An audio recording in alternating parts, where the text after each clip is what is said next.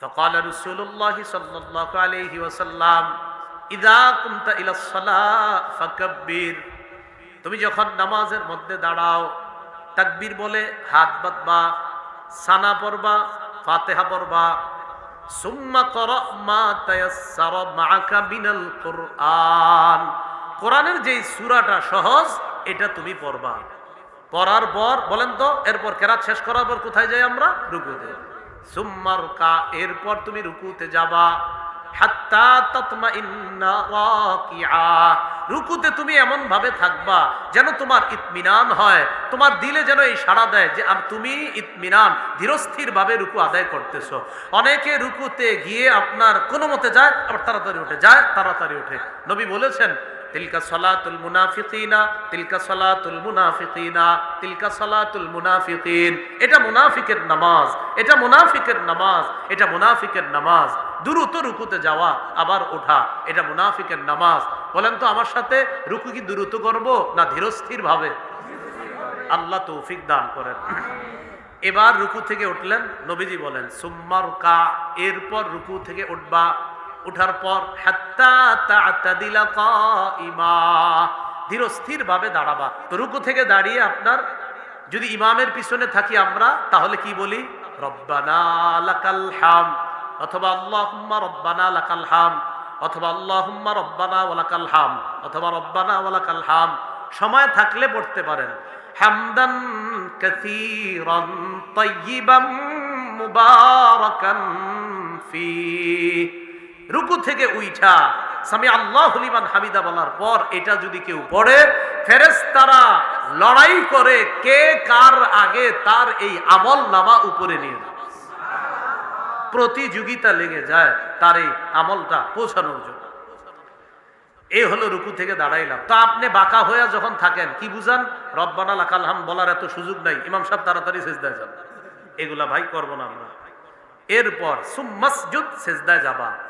যাওয়ার পর হাত্তা তাতমাইন্না সাজিদা, ধীরস্থির ভাবে সিজদা করবা। সুম্মা রফা, দুই সিজদার মাঝখানে বসবা। বলেন বসার পর, বলেন দুই সিজদার মাঝখানে আমরা পড়বো আল্লাহুম্মা গফিরলি ওয়ারহামনি। পড়েন ওয়ারহামনি, আবার আল্লাহুম্মা গফিরলি ওয়ারহামনি, আল্লাহুম্মা গফিরলি ওয়ারহামনি।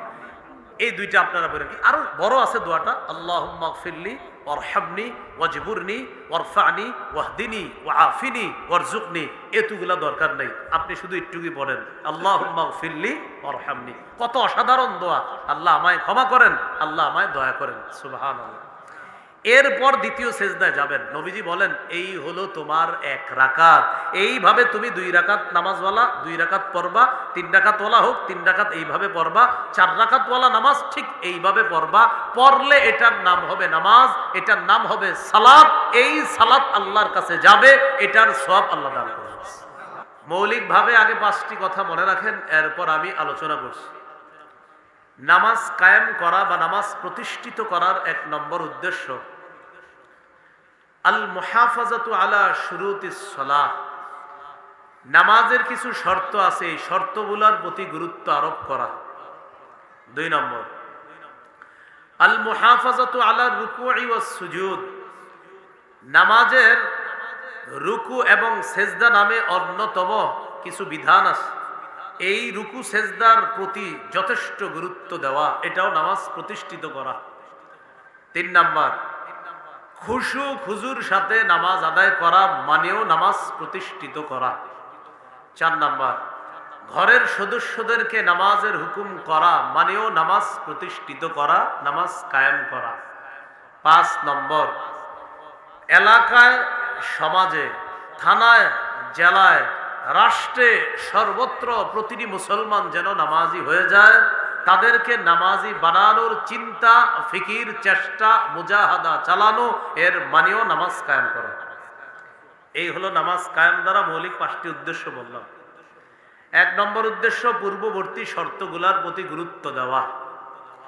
নামাজের পূর্ববর্তী শর্ত কি? নামাজের পূর্বের একটা শর্ত হলো শরীর পাক করা। শরীর পাক দ্বারা মৌলিক 2টি উদ্দেশ্য। 1 নম্বর অজু না থাকলে অজু করা। 2 নম্বর, গোসল ফরজ হলে গোসল করা। সূরা মাইদার 6 নম্বর আয়াতে আল্লাহ বলেন, ইয়া আইয়ুহাল্লাযীনা আমানু ইযা কুমতুম ইলাস সালাহ ফাগসিলু ওয়ুজুহাকুম ওয়া আইদিয়াকুম ইলাল মারাফিক ওয়ামসাহু বিরুউসিকুম ওয়া আরজুলাকুম ইলাল কা'বাইন। হে ঈমানদারগণ, যখন তোমরা নামাজের ইচ্ছা করো তখন চেহারা ভালোভাবে ধৌত করো, হাত ধৌত করো, মাথা মাসেহ করো, টাকনু পর্যন্ত পা ধৌত করো। অজুর ফরজ কয়টা? 4টা। এই 4 ফরজের কথা আয়াতে এসে গেছে। চেহারা ধৌত করা, হাত ধৌত করা, মাথা মাসেহ করা, পাগুলা টাকনু পর্যন্ত ধৌত করা। অজু না থাকলে, অজু না করা পর্যন্ত আল্লাহ তাআলা তার নামাজ কবুল করবেন না। সহিহ বুখারীর বর্ণনা, 6954 নম্বর হাদিস। হাদিসের বর্ণনাকারী আবু হুরায়রা রাদিয়াল্লাহু তাআলা عن أبي هريرة رضي الله تعالى عنه أن رسول الله صلى الله عليه وسلم قال لا يقبل الله صلاة أحدكم إذا أحدث حتى يتوضأ। নবীজি বলেন, আল্লাহ তাআলা ততক্ষণ তোমাদের কারো নামাজ কবুল করবেন না যতক্ষণ ওই বান্দার অজু না থাকলে, বান্দা যতক্ষণ অজু না করবে ততক্ষণ তার নামাজ আল্লাহ কবুল করবেন না। অজু না থাকলে, অজু না করা পর্যন্ত তার নামাজ কবুল হবে না। রয়ে গেল গোসল ফরজ হলে গোসল করা। সূরা মাইদার 6 নম্বর আয়াতেরই পরের অংশে আল্লাহ বলেন, ওয়া ইন কুনতুম জুনুবান ফাত্তাহহারু। মাদ্রাসা ছাত্র ভাইয়েরও আছে, দেখবেন হেদায়াওয়ালাও এই আয়াত দিয়েই দলিল পেশ করেছে। যদি তোমরা জুনুবি হও, তোমাদের উপর যদি গোসল ফরজ হয়, তাহলে তোমরা ভালোভাবে পবিত্রতা অর্জন করো, গোসল করে নাও, ভালোভাবে তোমরা পবিত্র হয়ে নাও। গোসলের 3টি ফরজ ভালোভাবে মনে রাখা, ভালোভাবে কুলি করা, নাকে পানি দেওয়া যেন নাকের ভিতরের নরম অংশ পর্যন্ত পানি পৌঁছে যায়।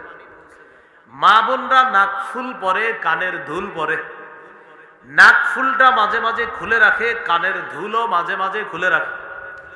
নাক ফুলের জায়গায় ছোট্ট একটা ছিদ্র থাকে, কানের দুলের জায়গাও একটা ছিদ্র থাকে। মা বোনদের উপর গোসল ফরজ হলে ছোট্ট একটা ঝাড়ুর শলা অথবা এই জাতীয় কিছু দিয়ে ওই কান আর নাকের ছিদ্রে একটু আপনার নাড়াচাড়া করা গোসল ফরজের সময়। এই কথাটা তাদেরকে বলে দেওয়া। কি কথাটা মনে থাকবে? এইটা হলো আপনার মা বোনরা গোসলের ক্ষেত্রে খুব খেয়াল রাখা। আর হলো পুরা শরীর ধৌত করা। আল্লাহ আমাদেরকে এই কথাগুলা মনে রেখে গুরুত্ব সহকারে পবিত্রতা অর্জন করার তৌফিক দান করেন। কি শিখলাম? শরীর পবিত্র করা এটাও নামাজ কায়েমের একটা অন্যতম শর্ত, যে আমি নামাজ পড়বো তো নামাজের আগে আমার শরীর পবিত্র হতে হবে। এরপরে হলো কাপড় পাক করা। আমরা নামাজে আসি কাপড় পরিধান করে, এই কাপড় পবিত্র হতে হবে। সূরা মুদ্দাসসিরের 4 নম্বর আয়াতে আল্লাহ বলেন, ওয়াসিয়াবাকা ফাতাহহির। নবী, আপনি আপনার কাপড়গুলো পবিত্র করেন। সহিহ বুখারীর বর্ণনা, 227 নম্বর হাদিস। একজন নারী আল্লাহ রাসূল সাল্লাল্লাহু আলাইহি সাল্লামের কাছে আসছে। জাআত ইমরাআতুন ইলা নবী সাল্লাল্লাহু আলাইহি ওয়াসাল্লাম। এক মহিলা নবীজির কাছে আসছে, এসে মাসালা জিজ্ঞাসা করছে। যেই মাসালাটা জিজ্ঞাসা করেছে, আমরা এখন যারা মাসালাটি শুনবো শ্রদ্ধার সাথে শুনবো, কেউ হাসি দিব না, কারণ এটা একটা স্বাভাবিক মাসালা, এখানে হাসির কিছু নেই। আমাদের মা বোনরা প্রতি মাসে আল্লাহ প্রদত্ত একটা অসুস্থতার সম্মুখীন হয়। এই অসুস্থতার কারণে তাদের শরীর থেকে এক ধরনের নাপাকি বের হয়। এই নাপাকি কখনো কখনো কাপড়ে লেগে যায়।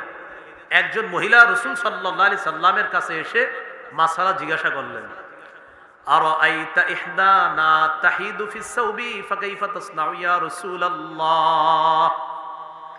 ইয়া রাসূলুল্লাহ, আমাদের কোন নারীর কাপড়ের মধ্যে যদি অসুস্থতার অবস্থার ওই নাপাকি যদি কারো কাপড়ের মধ্যে লেগে যায়, ওই কাপড় পবিত্রতা করার নিয়ম কি? হুজুর কারণ নাপাকি লেগে গেছে তার কাপড়ে, এই কাপড় কিভাবে পবিত্র করবে? فقال رسول الله صلى الله عليه وسلم تحته ثم تقرصه بالماء وتنضحه। এক নম্বর ঘষবে। কি করবে বলেন তো? ঘষবে। অনেক সময় এটা শক্ত হয়ে যায়, নাপাকিটা লেগে ওই নাপাকিটা শক্ত হয়ে যায়, এটা ঘষতে হবে। 2 নাম্বার সুম্মা তাকরুসুহু বিল মা, পানির মধ্যে কাপড়টা রিগড়াতে হবে। ওয়া তানদাহুহু, ভালোভাবে এটাকে ধৌত করে চিপতে হবে, এরপর শুকাতে দিতে হবে। সুম্মা তুসাল্লি ফি, এরপর এই অপবিত্র কাপড়টি পবিত্র হওয়ার পর তখন নারী ওই পবিত্র কাপড়ে নামাজ পড়বে। হাদিস থেকে আমাদের মূল শিক্ষা, অপবিত্র কাপড়ে নামাজ হবে না। নামাজের অন্যতম একটা শর্ত কাপড় পবিত্র লাগবে। এই পবিত্র কাপড় পরে নামাজ পড়া মানেও নামাজ কায়েম করা। কথাটা কি বুঝাইতে পারছি? এটাও নামাজ কায়েম করা।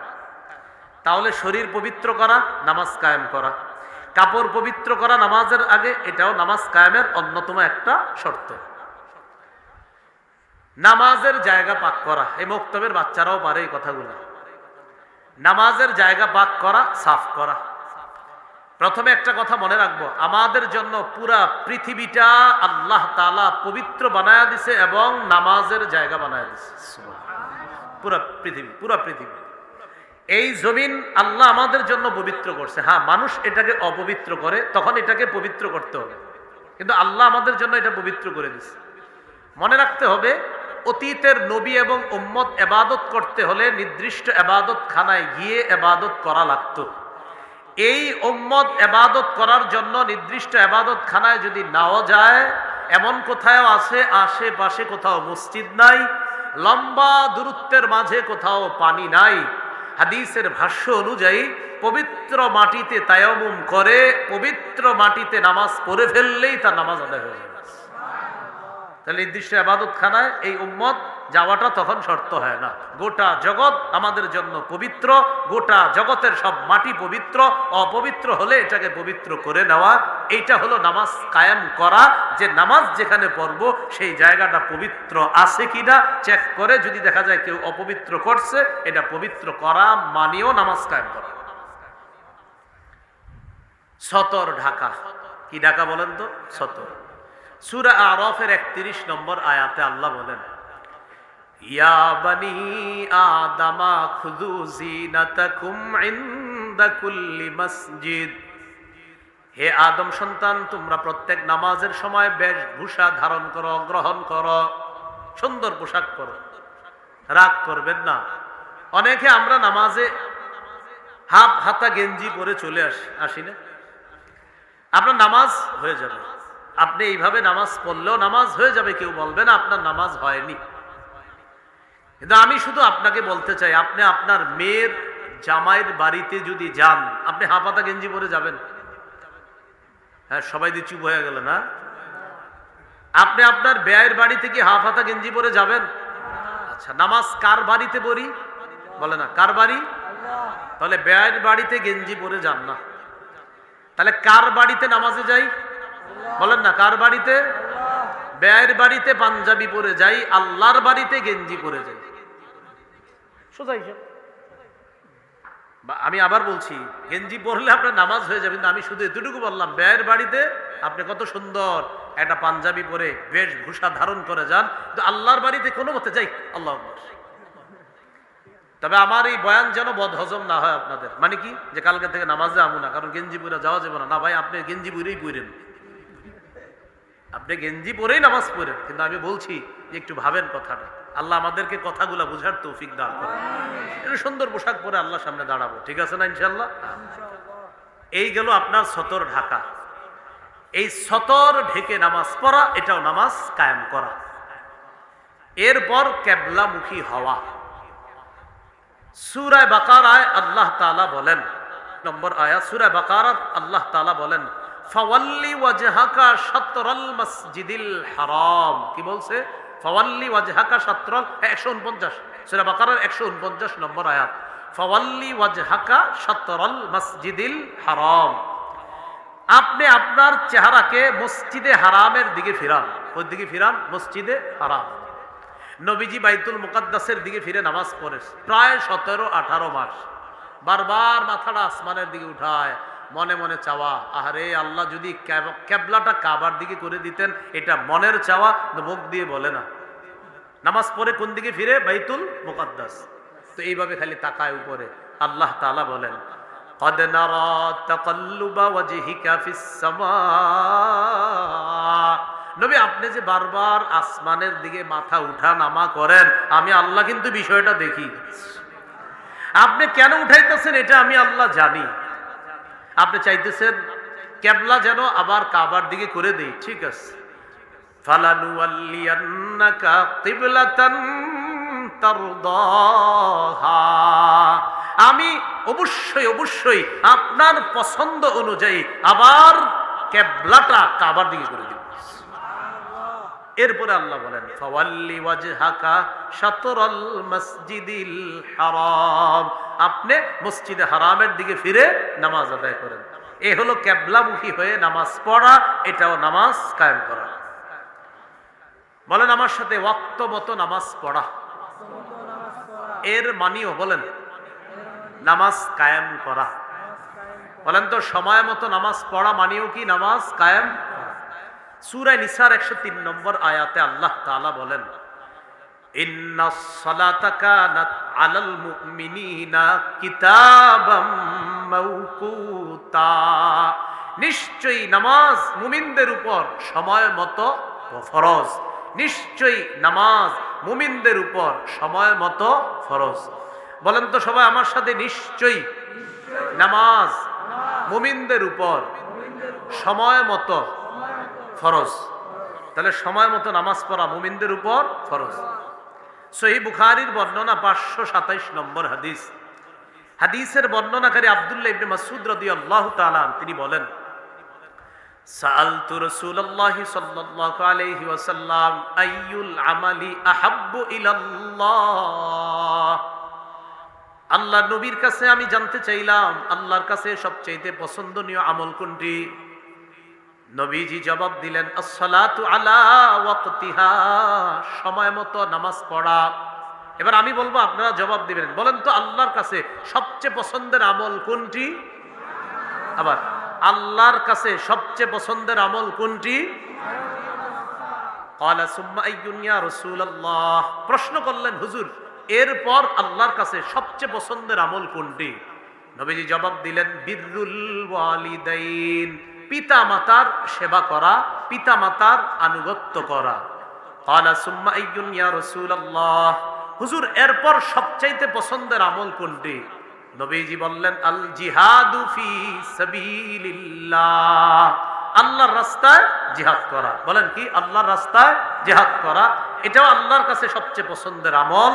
পিতা মাতার সেবা করা, এটাও আল্লাহর কাছে সবচেয়ে পছন্দের আমল।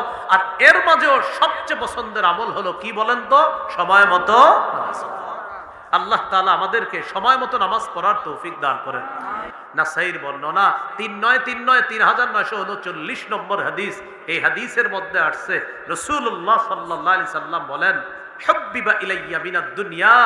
আমার কাছে প্রিয় করে দেওয়া হয়েছে 3টি জিনিস। বলেন তো, আমাদের নবীর কাছে সবচেয়ে প্রিয় কয়টি জিনিস? 1 নম্বর আন-নিসা, মা জাতি। 2 নম্বর অত্তিব, সুগন্ধি। 3 নম্বর ওয়াজুইলা কুররাতু আইনি ফিস সালাহ। ওয়া ফি রিওয়ায়া ওয়াজুইলাত কুররাতু আইনি ফিস সালাহ। নামাজের মাধ্যমে আমার চোখ শীতল হওয়া, এটা আমার কাছে প্রিয় করে দেওয়া হয়েছে। নামাজ পড়লেই আমার ভালো লাগে। প্রিয় ভাইরা, সময় মতো নামাজ পড়বো তো ইনশাআল্লাহ? আল্লাহ তৌফিক দান করেন। মনে আছে নামাজ কায়েম করা মানে সময় মতো নামাজ পড়া, মানেও নামাজ কায়েম করা। এরপর নামাজের নিয়ত করা। বলেন কি করা? নামাজের নিয়ত। সহিহ বুখারীর বর্ণনা, ওমর ইবনুল খাত্তাব রাদিয়াল্লাহু তাআলা আনহু থেকে বর্ণনা, তিনি বলেন, ক্বালা রাসূলুল্লাহ সাল্লাল্লাহু আলাইহি ওয়াসাল্লাম, ইন্নামাল আ'মালু বিন্নিয়াত। আমলের প্রতিদান নিয়তের সাথে। বলেন, আমলের প্রতিদান কিসের সাথে? নিয়তের। আল্লাহ তাআলা আমাদেরকে নামাজের এই পূর্ববর্তী শর্তগুলা গুরুত্ব সহকারে যেন আমরা এই শর্তগুলা আদায় করে এরপর নামাজে দাঁড়াতে পারি, আল্লাহ তৌফিক দান করেন। দেখি আপনাদের মনে আছে কিনা, নামাজ কায়েম দ্বারা মৌলিক কয়টি উদ্দেশ্য? কয়টি? 1 নাম্বার, পূর্ববর্তী কিছু শর্ত আছে, এগুলা পালন করা। আমি কয়টি শর্তের কথা বলেছি? 60টি। বুঝেন নেই? কায়েম করা দ্বারা কয় উদ্দেশ্য? 5। আর প্রথম উদ্দেশ্য হলো কিছু শর্তগুলো আছে, এইগুলার প্রতি গুরুত্ব দেওয়া। এই জাতীয় কয়টা শর্ত বলছি? 60টা। এবার দ্বিতীয় উদ্দেশ্য নামাজ কায়েম দ্বারা আল মুহাফাজাতু আলার রুকুই ওয়াস সুজুদ, রুকু সেজদাগুলা গুরুত্ব সহকারে আদায় করা। فقال رسول الله صلى الله عليه وسلم اذا قمت الى الصلاه فكبر, তুমি যখন নামাজের মধ্যে দাঁড়াও তাকবীর বলে হাত বাঁধবা, সানা পড়বা, ফাতিহা পড়বা, সুম্মা ক্রা মা তায়াসসারা মাআকা মিনাল কুরআন, কোরআনের যেই সূরাটা সহজ এটা তুমি পড়বা। পড়ার পর বলেন তো, এরপর কেরাত শেষ করার পর কোথায় যাই আমরা? রুকুতে। সুম্মা রুকা, এরপর তুমি রুকুতে যাবা। হাত্তা তাতমাইন্না রাকিআ, রুকুতে তুমি এমন ভাবে থাকবা যেন তোমার ইতমিনান হয়, তোমার দিলে যেন এই সাড়া দেয় যে তুমি ইতমিনান ধীরস্থির ভাবে রুকু আদায় করতেছো। অনেকে রুকুতে গিয়ে আপনার কোনো মতে যায়, আবার তাড়াতাড়ি উঠে যায়, তাড়াতাড়ি ওঠে। নবী বলেছেন তিলকা সালাতুল মুনাফিকিনা, তিলকা সালাতুল মুনাফিকিনা, তিলকা সালাতুল মুনাফিকিন, এটা মুনাফিকের নামাজ, এটা মুনাফিকের নামাজ, এটা মুনাফিকের নামাজ। দ্রুত রুকুতে যাওয়া আবার ওঠা, এটা মুনাফিকের নামাজ।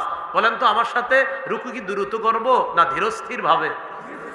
আল্লাহ তৌফিক দান করেন। এবার রুকু থেকে উঠলেন, নবীজি বলেন সুম্মা রুকা, এরপর রুকু থেকে উঠবা। উঠার পর হাত্তা তা'তাদিলা কাইমা, ধীরস্থির ভাবে দাঁড়াবা। দেখেন আমাদের কিছু মুসল্লি ভাই আছে এমন, রুকু থেকে মাথা উঠায়া মাথাটা ঝুঁকায়া রাখে, পুরা দাঁড়ায় না, এমনি বাঁকা হয়ে থাকে আর বুঝায় ইমাম সাহেব ধৈর্য কিন্তু আর হইতেছে না, আপনি তাড়াতাড়ি সিজদা যান।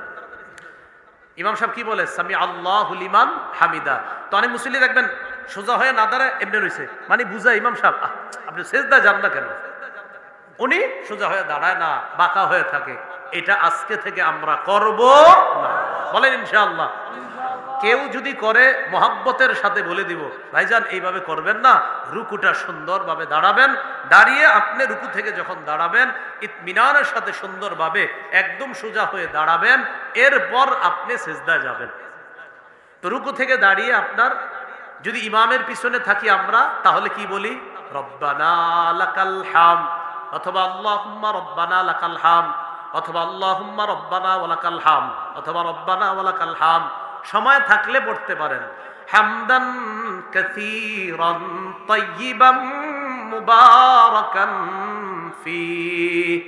রুকু থেকে উঠা সামি আল্লাহু লিমান হামিদা বলার পর এটা যদি কেউ পড়ে, ফেরেশতারা লড়াই করে কে কার আগে তার এই আমল নামা উপরে নিয়ে যায়, প্রতিযোগিতা লেগে যায় তার এই আমলটা পৌঁছানোর জন্য। এই হলো রুকু থেকে দাঁড়াইলাম। তো আপনি বাঁকা হয়ে যখন থাকেন কি বুঝান? রব্বানা লাকাল হামদ বলার এত সুযোগ নাই, ইমাম সাহেব তাড়াতাড়ি সিজদায় যান, এগুলা ভাই করবো না আমরা। এরপর সুম্মাসজুদ, সিজদায় যাবা। যাওয়ার পর হাত্তা তাতমাইন্না সাজিদা, ধীরস্থির ভাবে সিজদা করবা। সুম্মা রফা, 2 সিজদার মাঝখানে বসবা। 2 সিজদার মাঝখানেও আবার সেম কাহিনী, অনেকে এইভাবে বাঁকা হয়ে থাকে 2 সিজদার মাঝখানে। হুজুর তাড়াতাড়ি সিজদায় যান। মনে রাখবেন কিছু কিছু মানুষ এতটাই বাঁকা হয়ে থাকে যেন তার 2টি সিজদা মিলে একটি সিজদা হয়। কিছু মানুষ এতটাই বাঁকা হয়ে থাকে যেন 2টি সিজদা মিলে কয়টি হয়? একটি হয়। কারো মাজায় পিঠে সমস্যা থাকলে সেটা ভিন্ন কথা, কিন্তু আপনি সুস্থ হয়ে যে আমি এখন বসে রয়েছি কিন্তু সিজদা এভাবে রয়েছে, এটা কেন? সিজদা থেকে উঠা এইভাবে না, আমরা সোজা হয়ে বসবো। বলেন বসার পর, বলেন 2 সিজদার মাঝখানে আমরা পড়ব আল্লাহুম্মা গফিরলি।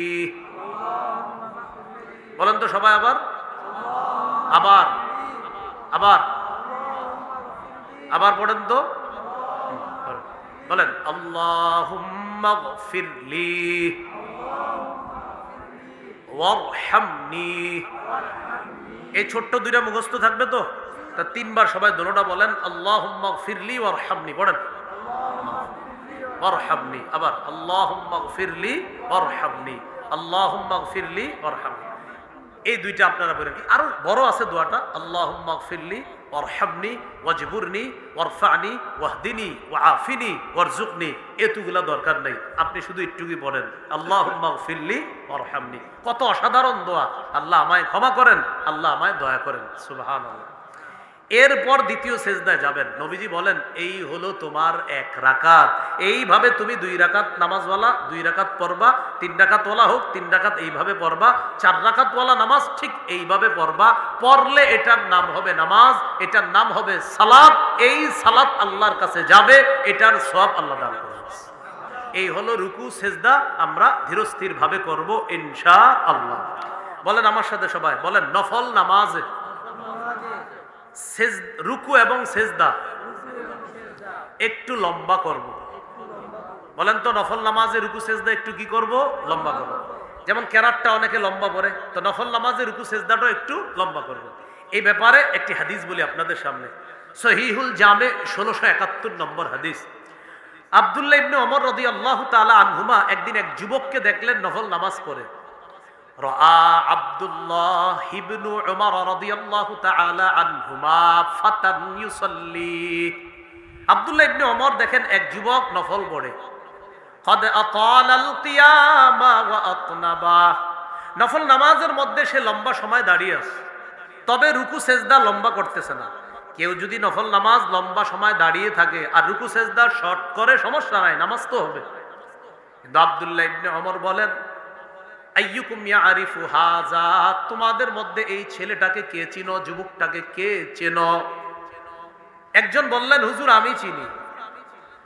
আব্দুল্লাহ ইবনে ওমর বলেন, লাউ আরাফতুহু লা আমারতুহু আইয়ুকসিরার রুকুআ ওয়াস সুজুদা। আমি যদি যুবকটিকে ভালোভাবে চিনতাম, আমি তাকে বলতাম নামাজের মধ্যে যেমন লম্বা সময় তুমি দাঁড়িয়ে কাটাও, রুকু সেজদাও একটু লম্বা সময় থাকবা। আমি তাকে বলতাম নফল নামাজে যেমন লম্বা সময় দাঁড়াও, রুকু সেজদাও একটু লম্বা সময় রুকু করবা, সেজদা করবা। কেন? ফাইন্নী সামিআতু রাসূলুল্লাহি সাল্লাল্লাহু আলাইহি ওয়াসাল্লাম ইয়াকুল ইন্নাল আবদা ইযা কামা ইলাস সালাহ উতিয়া বিযুনুবিহি কুল্লিহা ফাউদিআত আলা আতিকাইহি। বান্দা যখন নামাজে দাঁড়ায় তার সব গুনাহগুলা স্তূপ করে তার কাঁধে রাখা হয়। বলেন, বান্দা যখন নামাজে দাঁড়ায় তার গুনাহ সমূহ স্তূপ করে 2 কাঁধে রাখা হয়। তাহলে বলেন তো, বান্দা নামাজে দাঁড়াইলে তার গুনাহগুলা কোথায় রাখা হয়? এরপর নবী কি বলে দেখেন, ফাকুল্লামা রাকাআ আও সাজাদা তাসাকাতাত আন। বান্দা যখন রুকু করে সেজদা করে গুনাহগুলা ঝরে পড়তে থাকে। রুকু সেজদা যদি লম্বা হয় তার গুনাহ ঝরার মাত্রাও বাড়বে। তা আব্দুল্লাহ ইবনে ওমর রাদিয়াল্লাহু তাআলা আনহুমা বললেন যে এই ছেলেটা আমি যদি চিনতাম, তাকে বলতাম রুকু সেজদা গুলাও যেন একটু লম্বা করে। তাহলে ভাই রুকু সেজদা এগুলা ইতমিনানের সাথে আমরা আদায় করব। আল্লাহ তৌফিক দান করেন। 7 অঙ্গে সেজদা করবে। বলেন কয় অঙ্গে সেজদা করব? 7 অঙ্গে। বলেন কপাল নাক, এই হলো 1 অঙ্গ, 2টা মিলে কপাল নাক। বলেন 2 হাত, কটা হলো মোট? 3টা। বলেন 2 হাঁটু, এই হলো 5টা। 2 পায়ের আঙ্গুল, এই হলো 7টা। তাহলে কপাল নাক মিলে 1টা, 2 হাত 3টা, 2 হাঁটু 5টা, 2 পায়ের আঙ্গুল, কটা হলো? 7টা। সহিহ বুখারী 809, সহিহ বুখারী 812, 2 হাদিসের মধ্যে আছে। রাসূলুল্লাহ সাল্লাল্লাহু আলাইহি ওয়াসাল্লামের সাহাবী আব্দুল্লাহ ইবনে আব্বাস রাদিয়াল্লাহু তাআলা আনহুমা বলেন, উমিরান নবী সাল্লাল্লাহু আলাইহি ওয়াসাল্লাম আইয়াসজুদা আলা 7 আ'যা। রাসূলুল্লাহ সাল্লাল্লাহু আলাইহি সাল্লামকে 7 অঙ্গের উপর সিজদা করতে আদেশ করা হয়েছে। আলাল জাবহা, কপালের উপর। আর 812 নম্বর হাদিসে আছে বুখারীর, ওয়া আশারা বিয়াদাইহি আলা আনফিহি। নবী কপাল দ্বারা বুঝাইছে কপালও নাকও। বলেন কপালও নাকও, এই হলো 1টা। ওয়াল ইয়াদাইন, 2 হাত, এই হলো 3টা। ওয়ার রুকবাতাইন, 2 হাঁটু, এই হলো 5টা। ওয়া আতরাফি কদামাই, দুই পায়ের আঙ্গুলি, এই হলো 7 অঙ্গ। এই 7 অঙ্গের উপর সেজদা দেওয়া। তাহলে সেজদায় ধীরস্থিরতার সাথে সেজদা দেওয়া, রুকুগুলা ধীরস্থির ভাবে করা, দাঁড়ানোটা সুন্দরভাবে হওয়া, এটাও নামাজ কায়েম করা। মনে আসেনি মূল আলোচনা? কি করা? নামাজ কায়েম করা। এলো রুকু সেজদা বিলম্ব করা, সুন্দরভাবে পড়া। নামাজ কায়েম দ্বারা 3 নম্বর উদ্দেশ্যটা মনে আছে আপনাদের? খুশু খুজুর সাথে নামাজ পড়া। বলেন আমার সাথে সবাই, খুশুর সম্পর্ক কলবের সাথে, খুজুর সম্পর্ক অঙ্গ প্রত্যঙ্গের সাথে। কলব যদি আল্লাহমুখী হয় এটাকে খুশু বলে, অঙ্গ প্রত্যঙ্গ যদি আল্লাহমুখী হয় এটাকে খুজু বলে। খুশু খুজুওয়ালা নামাজ কোনটা? যেই নামাজে কলব থাকবে আল্লাহর দিকে, অঙ্গ প্রত্যঙ্গ থাকবে আল্লাহর দিকে, এই নামাজ খুশু খুজুওয়ালা নামাজ। এখন আপনি নামাজে দাঁড়াইলেন, অঙ্গ প্রত্যঙ্গ সব আল্লাহর দিকে, কলবের মধ্যে আছে। 5 নাম্বার দোকানের হিসাবটা এখনো মিলাইতে পারতেছিলাম না, এটা খুজু হলো, খুশু হলো না। খুজু হলো কিন্তু কি হলো না? খুশু হলো না। নামাজ কায়েম দ্বারা 3 নাম্বার উদ্দেশ্য, খুশুও থাকতে হবে, খুজুও থাকতে হবে। আল্লাহ তাআলা আমাদেরকে খুশু খুজুর সাথে নামাজ আদায় করার তৌফিক দান করেন। একটু গুরুত্বপূর্ণ কথা রয়ে গেছে, আমরা কেউ উঠবো না, কিছুক্ষণের মধ্যে শেষ হয়ে যাবে ইনশাআল্লাহ। গুরুত্বপূর্ণ একটু অংশ বাকি আছে। নামাজ কায়েম দ্বারা 4 নাম্বার উদ্দেশ্য শেষ করে নিই একটু। পরিবারকে নামাজের কথা বলা। সূরা তাহার 132 নম্বর আয়াতে আল্লাহ বলেন, ওয়া'মুর আহলাকা বিস-সালাহ ওয়াসতাবির আলাইহা। নবী আপনার পরিবারকে নামাজের কথা বলেন, আপনি নিজেও এটার উপর অটল থাকেন। তাহলে পরিবারের প্রতিটা সদস্যকে আমরা নামাজের কথা বলবো ইনশাআল্লাহ। বলেন তো আমার সাথে, নামাজের কথা পরিবারের সদস্যদেরকে বলা মানেও কি? কায়েম করা, নামাজ কায়েম করা। 5 নাম্বার, নামাজ কায়েম দেশে, সমাজে, রাষ্ট্রে কায়েম করতে হবে। এবার আমার সাথে বলেন, রাষ্ট্রে নামাজ কায়েমের প্রধান দায়িত্ব পুরুষ রাষ্ট্রপ্রধানের। রাষ্ট্রীয়ভাবে নামাজ প্রতিষ্ঠিত করার প্রধান দায়িত্বকার পুরুষ। আমাদের রাষ্ট্রপ্রধান এখন কি? তার প্রধান কাজ হলো পুরা রাষ্ট্রীয়ভাবে নামাজ কায়েম করা। শান্তি চারদিকে খোঁজা হচ্ছে, পাওয়া যাবে না। রাষ্ট্রীয়ভাবে নামাজ প্রতিষ্ঠিত করা হোক, আসমান থেকে মুষলধারে বৃষ্টির মতো শান্তি আসবে।